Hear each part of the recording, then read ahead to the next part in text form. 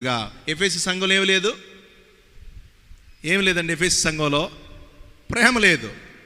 అందుకే ఇక్కడ అన్నాడు, అయ్యా అసూయను కక్షను ఎవడు చేయిస్తాడో వాడికి నేను ఈ ఫలాలను ఇవ్వడానికి సిద్ధపడుతున్నాను అన్నాడు.